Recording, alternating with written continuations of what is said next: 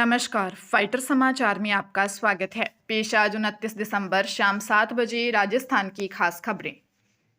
राष्ट्रीय अपराध record bureau NCRB के आंकड़ों में राजस्थान पुलिस से जुड़ा चिंताजनक रिकॉर्ड सामने आया है। वर्ष 2023 में पुलिस हिरासत या जेल से अपराधियों के फरार होने के मामलों में राजस्थान देश में पहले स्थान पर रहा। रिपोर्ट के अनुसार 2023 में राजस्थान में कुल 90 अपराधी पुलिस हिरासत से फरार हुए। इनमें से 87 पेशी या अन्य कारणों से जेल से बाहर ले जाते समय भागे, जबकि 3 अपराधी जेल तोड़कर फरार हुए। हालांकि इन फरार अपराधियों में से 53 को दोबारा गिरफ्तार कर लिया, जबकि शेष अब भी पुलिस की पकड़ से बाहर हैं। देश भर में वर्ष 2023 में कुल 833 अपराधी पुलिस हिरासत से फरार हुए, जिनमें से 10.8% अकेले राजस्थान से थे। इस मामले में राजस्थान पहले, महाराष्ट्र दूसरे और मध्य प्रदेश तीसरे स्थान पर रहा। रिपोर्ट के मुताबिक राजस्थान में केवल एक मामले में पुलिस लापरवाही का केस दर्ज किया गया, जबकि 11 पुलिसकर्मियों के खिलाफ चार्जशीट पेश की गई। राजस्थान की भजनलाल सरकार ने शिक्षा और सांस्कृतिक विरासत से जुड़े एक अहम फैसले में प्रदेश के सभी स्कूलों में महाराणा प्रताप का राज्यारोहण दिवस मनाने की घोषणा की है। अब हर वर्ष 28 फरवरी को प्रदेश भर के सरकारी और निजी स्कूलों में यह दिवस शैक्षणिक स्तर पर आयोजित किया जाएगा। इस निर्णय का उद्देश्य विद्यार्थियों को महाराणा प्रताप के शौर्य, त्याग और स्वाभिमान से परिचित कराना है। यह घोषणा शिक्षा मंत्री मदन दिलावर ने चित्तौड़गढ़ में आयोजित एक कार्यक्रम के दौरान की। उन्होंने बताया कि शिक्षा विभाग के शिविरा पंचांग में महाराणा प्रताप राज्यारोहण दिवस को शामिल करने का निर्णय लिया गया है। इसके तहत स्कूलों को निर्देश दिए गए हैं कि 28 फरवरी को विशेष कार्यक्रम आयोजित कर विद्यार्थियों को महाराणा प्रताप के जीवन, संघर्ष और आदर्शों की जानकारी दी जाए। डीडवाना कुचामन के लाडनू पुलिस टीम ने विदेश भेजने के नाम पर लाखों रुपए की ठगी करने वाले शातिर आरोपी नावेद फ्रांसिस कोहली को मुंबई से गिरफ्तार किया है। आरोपी मुंबई, महाराष्ट्र का निवासी है और लंबे समय से फरार चल रहा था। यह पुलिस से बचने के लिए मुंबई के अलग अलग इलाकों में वेश बदल कर रह रहा था। पुलिस के अनुसार वर्ष 2024 में रघुवीर सिंह निवासी मणु, बजरंग सिंह निवासी खोखरी और युवराज सिंह निवासी निम्बी जोधा ने अलग अलग रिपोर्ट दर्ज करवाई थी। उन्होंने बताया कि नावेद फ्रांसिस कोहली और उसकी सहयोगी ज्योति नायडू निवासी जोधपुर ने उन्हें विदेश भेजने का झांसा देकर प्रत्येक से 3,40,000 रुपये ले लिए, लेकिन न तो उन्हें विदेश भेजा और न ही रुपए लौटाए। जांच में यह भी सामने आया है कि आरोपी के खिलाफ कई अन्य राज्यों में धोखाधड़ी के मामले दर्ज हैं। उसके बैंक खातों पर देश के विभिन्न हिस्सों से कुल 22 साइबर शिकायतें दर्ज हैं। झुंझुनू जिले में फायरिंग से हड़कंप मच गया। मंदिर परिसर में बैठे एक युवक पर 2 अज्ञात लोगों ने फायरिंग कर दी, जिससे युवक गंभीर घायल हो गया।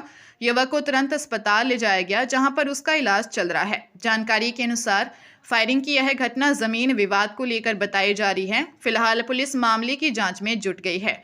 पुलिस के अनुसार फायरिंग की घटना सूरजगढ़ थाना क्षेत्र के काकोड़ा गांव में हुई है, जहां पर मंदिर परिसर में बैठे दीपक उर्फ दीपू पर 2 अज्ञात युवकों ने फायरिंग कर दी। घायल अवस्था में दीपक को एम्बुलेंस की सहायता से सूरजगढ़ के सीएचसी लाया गया। सूचना मिलते ही सूरजगढ़ थाना पुलिस अस्पताल पहुंची और घायल युवक से घटना को लेकर जानकारी जुटाई। दीपक ने हमले के पीछे अपने बुआ के लड़कों पर संदेह जताया है। पुलिस मामले की गंभीरता से जांच में जुटी है। जयपुर के सांगानेर सदर थाना इलाके में मशहूर पंजाबी सिंगर एपी ढिल्लों के कॉन्सर्ट के दौरान मोबाइल चोरों ने जमकर हाथ साफ किया। सीतापुर स्थित Jaipur exhibition and convention centre में आयोजित कार्यक्रम में 25 से ज्यादा लोगों के मोबाइल चोरी हो गए। रात करीब 10 बजे कॉन्सर्ट समाप्त होने के बाद जैसे ही दर्शक बाहर निकले, तब उन्हें अपने मोबाइल गायब होने का पता चला। मोबाइल नहीं मिलने पर दर्शकों में आक्रोश फैल गया। कई लोग मौके पर ही शोर मचाने लगे और आयोजन स्थल की सुरक्षा व्यवस्था पर सवाल खड़े किए। कुछ दर्शकों ने बताया कि कॉन्सर्ट के दौरान भारी भीड़ थी और इसी का फायदा उठाकर चोरों ने जेब और बैग से मोबाइल निकाल लिए। आशंका जताई जा रही है कि संगठित गिरोह ने मौके पर सक्रिय होकर चोरी की वारदातों को अंजाम दिया है। पुलिस का कहना है कि आयोजन स्थल और आसपास लगे सीसीटीवी कैमरों की फुटेज खंगाली जा रही है, ताकि संदिग्धों की पहचान की जा सके। आरपीएससी की इस साल की आखिरी भर्ती के लिए ऑनलाइन आवेदन आज सोमवार से शुरू हो रहे हैं। यह भर्ती राज्य विधि विज्ञान प्रयोगशाला एफएसएल के लिए विभिन्न संवर्ग के 28 पदों के लिए होगी। आवेदन 27 जनवरी तक होंगे। 2 और भर्तियों के लिए आवेदन की प्रक्रिया भी जारी है। प्रोटेक्शन ऑफिसर के 12 पदों के लिए 22 तक आवेदन। इसके अलावा महिला एवं बाल विकास विभाग के 12 पदों के लिए 24 दिसंबर से ऑनलाइन आवेदन शुरू हुए थे। अंतिम तिथि 22 जनवरी है और फैक्ट्री इंस्पेक्टर के लिए आवेदन 12 तक होंगे। निरीक्षक विभाग में निरीक्षक कारखाना बॉयलर्स के 12, निरीक्षक कारखाना रसायन के 1 पद के लिए 12 जनवरी तक आवेदन होंगे। हरियाणा के नूह के पिनगवां कस्बे के मुख्य बाजार में बदमाशों ने नत्थीलाल हरिओम सोनी ज्वेलर्स को निशाना बनाया।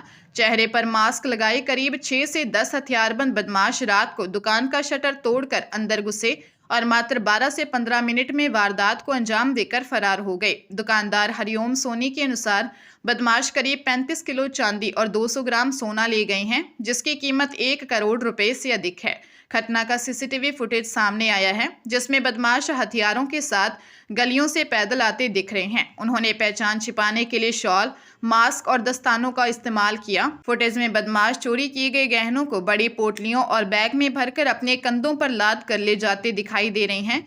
पुलिस जांच में सामने आया है कि बदमाश एक अर्टिगा कार में आए थे, जिसे उन्होंने अनाज मंडी के पास खड़ा किया था। पुलिस सीसीटीवी की मदद से आरोपियों की पहचान करने में जुटी है। जोधपुर की औसियां पुलिस ने सोलर प्लांट में गार्ड को बंधक बनाकर 40 लाख रुपए के विद्युत उपकरण चोरी करने वाली गैंग का पर्दाफाश कर गैंग के शातिर आरोपी भगवान सिंह राजपूत निवासी सुखमंडला को गिरफ्तार किया, जबकि चोरी किए गए 8 इन्वर्टर बरामद कर लिए। ग्रामीण एसपी नारायण टोगस के निर्देशन में कार्रवाई की गई। घटना धुंदाड़ा गांव में 20 दिसंबर की रात की है। 10 से 12 अज्ञात बदमाश एक पिकअप गाड़ी में सवार होकर ग्राम धुंदाड़ा स्थित केबीएच पावर प्लांट के अंदर घुसे। इस दौरान यहां तैनात सुरक्षा गार्ड गुलाब सिंह और दुल्लाराम को बंधक बना लिया। वही 2-3 बदमाश गार्डों की निगरानी में बैठे रहे, जबकि बाकी बदमाशों ने मिलकर प्लांट में रखे 8 इन्वर्टर, 8 किलोमीटर डीसी केबल और कॉपर वायर ड्रम चोरी कर पिकअप में भर लिए और फरार हो गए। फिलहाल अन्य आरोपियों की तलाश जारी है। दौसा जिले में श्रद्धालुओं से भरा जुगाड़ बेकाबू होकर खाई में पलट गया। हादसे में 17 श्रद्धालु घायल हो गए, जिन्हें इलाज के लिए जिला अस्पताल में भर्ती करवाया गया, जहां से एक महिला को गंभीर हालत में जयपुर रेफर किया गया, जबकि अन्य सभी का सामान्य हालत में इलाज जारी है। घटनाक्रम पापड़दा थाना क्षेत्र में सर गांव के पास हुआ। आसपास के लोगों ने निजी वाहनों से घायलों को इलाज के लिए अस्पताल पहुंचाया। पुलिस ने बताया कि सिकराय क्षेत्र के गडौरा गांव से श्रद्धालु पपलाज माता के दर्शन कर वापस लौट रहे थे कि सरधौन गांव के पास चढ़ाई चढ़ते वक्त जुगाड़ बेकाबू होकर 10 फीट गहरी खाई में पलट गया। जुगाड़ में 2 पुरुष और 15 महिलाएं सवार थी। सभी श्रद्धालु पपलाज माता के आयोजित धार्मिक आयोजन से शामिल होकर लौट रहे थे। इस दौरान हादसे का शिकार हो गए। पंजाब के बरनाला के तपा शहर की बाजीगर बस्ती में बच्चों के बीच हुए विवाद में बुजुर्ग की हत्या कर दी गई। थाना प्रभारी शरीफ खान ने बताया कि शिकायतकर्ता राजविंदर सिंह निवासी बाजीगर बस्ती तपा के बयान पर रवि कुमार, अजय कुमार के खिलाफ केस दर्ज किया है। राजविंदर ने रिपोर्ट दी कि उनके 60 वर्षीय पिता रामदास पड़ोस में ही रहने वाले रवि कुमार और अजय कुमार के चचेरे भाई हैं। राजविंदर की बेटी सुनीता के पास उसकी सहेली रेनू आई हुई थी। इस दौरान रेनू का भाई रवि कुमार वहां आया और अपनी बहन को पकड़कर अपने घर ले गया। इसके बाद रवि कुमार अपने घर से हथियार लेकर आया और गली में खड़ी सुनीता देवी के साथ गाली गलोच करने लगा। जब रामदास ने अपनी बेटी के साथ गाली गलोच करने से रवि कुमार को रोका तो रवि कुमार ने हमला कर दिया, जिससे रामदास की मौके पर ही मौत हो गई और दोनों आरोपी मौके से फरार हो गए। कोटा जिले के कैथून में बस चालक ने एक बाइक सवार को टक्कर मार दी। युवक की मौके पर ही मौत हो गई। दुर्घटना के बाद मृतक के परिजनों ने संगोद मार्ग पर जाम लगा दिया। सूचना पर पहुंचे अधिकारियों ने उचित मुआवजा दिलाने का आश्वासन दिया, जिसके बाद जाम हटवाकर यातायात बहाल किया गया। पुलिस के अनुसार मृतक के पिता रमेश सुमन निवासी टोडी मोहल्ला ने दी रिपोर्ट में बताया कि उनका पुत्र 25 वर्षीय प्रकाश मेला बस स्टैंड से खाना खाने के लिए बाइक से घर लौट रहा था। इस दौरान सेंट्रल बैंक के पास संगोद की ओर से आ रही एक बस के चालक ने तेज गति और लापरवाही से चलाते हुए बाइक को टक्कर मार दी। हादसे में उसकी मौके पर ही मौत हो गई। मृतक प्रकाश की शादी करीब 1 वर्ष पूर्व ही हुई थी। वह कस्बे में सब्जी बेचकर परिवार का भरण पोषण करता था। मृतक 4 बहनों में इकलौता भाई था।